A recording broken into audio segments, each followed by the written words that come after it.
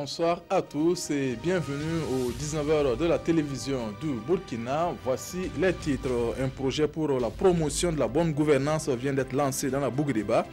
L'initiative du mouvement citoyen pour le développement de cette province, il va couvrir les 5 communes de la Bougriba pour une durée d'1 an et demi. Et puis la commune de Fadangourma se dote d'un nouveau référentiel de développement pour les 5 ans à venir. Il s'appuie sur l'état des lieux en matière de développement et surtout des aspirations des populations. Il vient d'être remis aux autorités communales pour son application. Pour la promotion de la bonne gouvernance dans la Bougriba, un projet vient d'être lancé à cet effet. D'une durée de 18 mois, il est financé à hauteur de 40 millions de francs CFA. L'initiative du mouvement citoyen pour le développement de la Bougriba avec l'accompagnement de l'ONG Oxfam. Le lancement de ce projet qui va couvrir les 5 communes de la province avec Basile Bassolé et Isiaka Nana. Cet atelier de Diebougou marque le lancement officiel des activités du projet pour la promotion de la bonne gouvernance locale dans les 5 communes de la province de la Bougriba. Initié par le mouvement citoyen pour le développement de la Bougriba, ce projet, d'une durée de 18 mois, vise à accompagner les nouveaux élus locaux dans la gestion de la collectivité.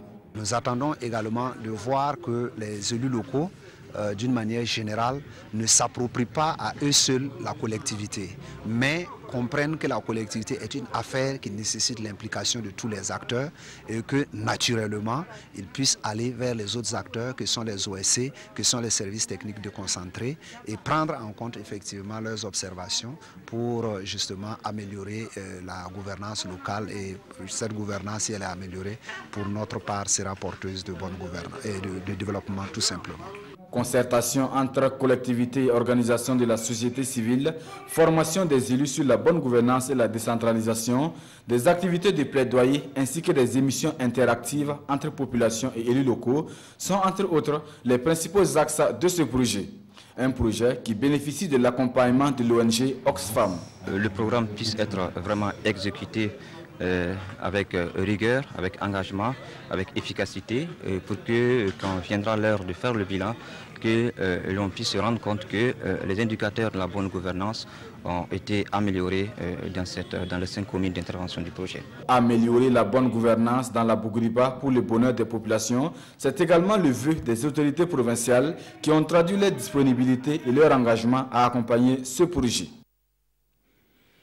La commune de Fada, elle, se dote d'un nouveau référentiel de développement pour les 5 années à venir. La commission ad hoc de suivi et de relecture, composée de 51 membres, a mis 3 mois et demi pour faire l'état des lieux et les besoins en matière de développement pour les populations. Le document final a été remis au maire de la commune de Fada ce 31 juillet. Joël Tendambiga, Désiré Ilboudou. Plus de 7 milliards de francs CFA, c'est le coût de ce nouveau plan pour booster le développement socio-économique de la commune de Fada d'ici à 2021. Ce document a été officiellement remis ici au maire en présence des différents acteurs de développement. Un outil de développement qui intègre les aspirations des différentes couches sociales. Les populations de la commune de Fada veulent de l'eau, veulent des routes, veulent de l'éducation, veulent de la santé, veulent une bonne gouvernance. Tous ces points-là sont pris en compte dans le plan communal de développement que nous venons de remettre. En phase avec le PNDS, le maire compte sur les ressources internes et externes et l'implication de tous les acteurs pour la mise en œuvre de ce programme quinquennal. Il y a les ressources propres qui vont être améliorées. Il y a les ressources des partenaires avec lesquels nous avons déjà des conventions. Mais nous comptons aussi nous appuyer sur les fils et filles de la commune. Et pour cela, il faut une participation citoyenne de la population et un engagement franc du conseil municipal. Nous attendons que le conseil municipal prenne ce plan communal au sérieux et mobilise toutes les ressources matérielles, financières et humaines. On a besoin que les populations payent leurs taxes pour pouvoir réaliser donc les actions qui sont prévues. Le contenu de ce nouveau référentiel a été présenté à la presse. Il sera ensuite soumis au conseil municipal pour validation avant d'être traduit en langue nationale au profit des populations locales.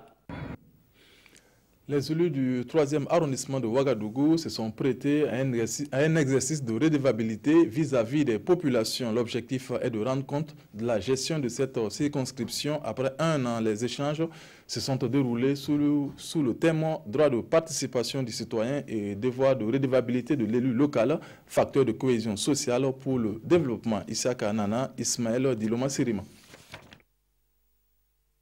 Un an après la gestion de la mairie de l'arrondissement 3 de Ouagadougou, le conseil municipal rend compte aux populations. L'initiative est du ballet citoyen et de l'ONG Oxfam.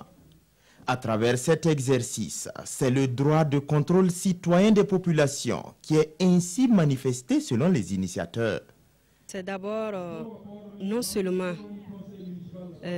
appliquer ce que les textes nous demandent de faire, également profiter, échanger avec la population, recueillir également les préoccupations de la population pour pouvoir prendre en compte dans la gestion future.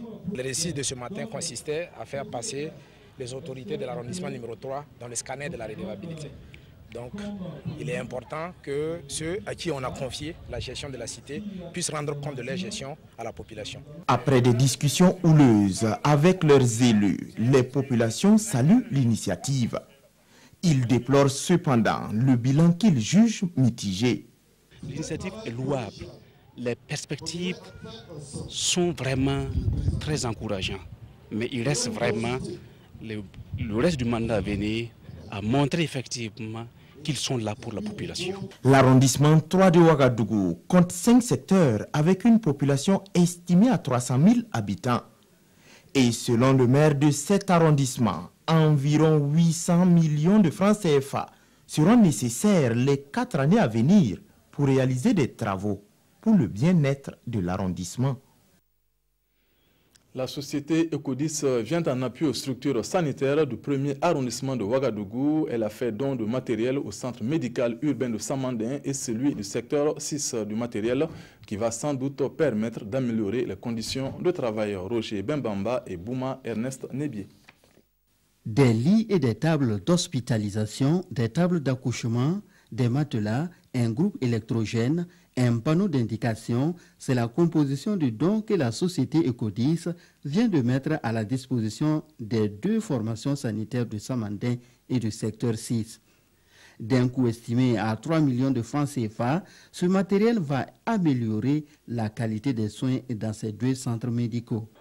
Qui sait la vétusté du matériel qui se trouve dans nos formations sanitaires et avoir cette opportunité de bénéficier de ce matériel-là, qui, je le précise, va servir dans nos salles de consultation et également en maternité. En tout cas, ça nous réjouit énormément. Pour le maire de l'arrondissement 1 de la ville de Ouagadougou, c'est un cri de cœur de son conseil municipal qui a été entendu. Il y a trop de problèmes, il y a un problème d'infrastructure, d'électrification. Quand il y a coupure de courant, les soins sont arrêtés. Heureusement, comme nous avons eu le groupe, nous pensons que ça va contribuer à améliorer qualitativement les soins qui sont produits au sein de ces centres médicaux. Merci pour les gestes qu'ils ont fait à l'égard des populations de notre arrondissement. Séance tenante, des personnes de bonne volonté ont promis elles aussi apporter leur soutien au centre médical urbain de Samandin. Elles envisagent réhabiliter l'ensemble des locaux de cette formation sanitaire. Sensibiliser la population de Batié sur l'hygiène et l'assainissement, voici la motivation de la société minière Santamine installée dans le Numbiel. Elle a procédé à un don de matériel à 2 associations féminines qui œuvrent dans ce domaine. Justin Karambiri, Jacques Ouedraogo.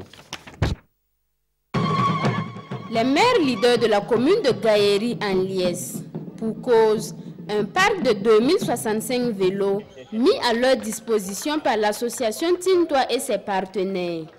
Cette dotation vise à soulager ces femmes bénévoles qui œuvrent dans la promotion de la santé maternelle et infantile. Avant, on pouvait parcourir 1 à 2 kilomètres à pied pour faire les sensibilisations et les démonstrations culinaires. Maintenant, nous sommes heureuses de recevoir ces moyens de déplacement. Cette cérémonie de remise de vélos entre dans le cadre du programme FASO, volet santé et nutrition. Elle est la concrétisation de l'engagement des promoteurs du programme à consolider l'apport de ces femmes sur le terrain. Aujourd'hui, nous venons les accompagner dans leur travail.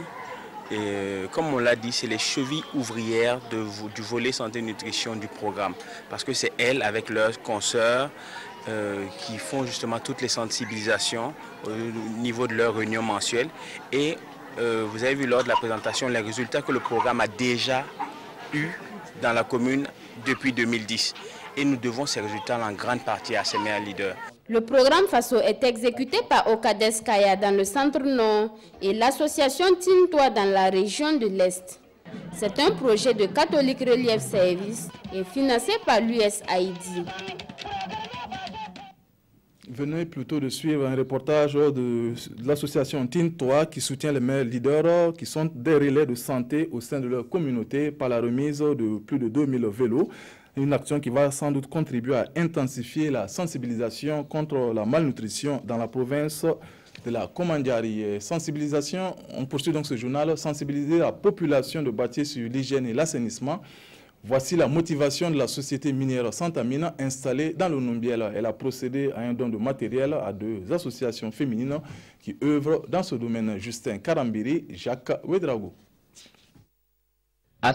Assainir le cadre de vie des populations, c'est l'une des préoccupations majeures de la société d'exploration minière Santamine installée dans la province du Numbiel. Elle remet ici du matériel de nettoyage à 2 associations de la ville de Batié afin de bouter l'insalubrité hors de cette cité. Nous avons procédé à la remise du matériel d'assainissement pour permettre à des associations et à la population de vraiment veiller à l'hygiène de la commune. Vous voyez, quand vous passez dans la ville, surtout dans les centres comme le CSPS, le centre de santé, c'est pas agréable souvent à voir. Donc c'est la contribution donc de notre société pour promouvoir l'hygiène et l'assainissement au niveau de Batié. Composé de brouettes, de râteaux, de gants et de poubelles, ce matériel vient faciliter le travail de ces associations qui s'investissent dans le domaine de l'assainissement. Ces matériels sont la bienvenue parce que ça va nous aider vraiment à mieux mener nos activités. Elle se servait de balai indigène et local pour balayer. Je pense qu'avec les râteaux et les pelles, ça va nous aider à aller un peu plus. Parce que ça augmente le volume de travail. En plus de ce don, la société d'exploration minière Santamine a procédé à l'électrification du centre médical de Batié. Même rituel à la 2e région militaire de Bobo-Dioulasso. En cette période propice au reboisement, en cette année 2017, elle a encore sacrifié à la tradition par la mise en terre de plus de 1200 plants. L'opération s'est déroulée au camp Wenzin Koulibaly, Bilidou Bazongo, Moumouni Wanga et Moussa Sanon. Le commandant de la 2e région militaire sonne la mobilisation. Dans la limite sud du camp Wenzin Koulibaly de Bobo-Dioulasso, Jules Bationneau réunit des éléments des différents corps militaires et paramilitaires pour une plantation d'arbres. Sur une distance d'1 kilomètre, ce sont 1250 plants qui sont ici mis en terre.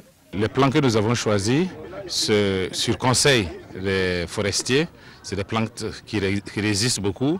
Et nous avons remarqué que quelques-unes de ces plantes que nous avions déjà plantées ont résisté au temps, aux intempéries, à la destruction humaine ou animale. C'est pourquoi nous avons choisi les baobabs, les épineux. D'ailleurs, vous voyez ce que nous avons déjà planté qui a déjà poussé.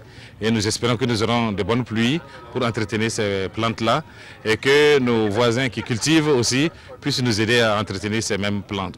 Tout en saluant cette tradition respectée, le gouverneur de la région de Haut-Bassin invite les autres structures à emboîter le pas à la 10e région militaire et à planter surtout utile. Planter utile, c'est pouvoir entretenir les arbres qu'on reboise. Il ne s'agira pas de planter à grande échelle, il s'agira de planter peu et bien entretenir ce qu'on plante. Je demande à ce que tous les groupes les vacanciers, les associations dans la région des Hauts-Bassins puissent emboîter le pas à la deuxième région militaire. La deuxième région militaire n'est pas sa première plantation d'arbres. L'année dernière, elle avait mis en terre près d'un demi-millier de plants. C'est la fin de cette édition. Merci de l'avoir suivi. Fousseni Kindo vous retrouve pour le 20h. Bonne suite de programme. Bonsoir.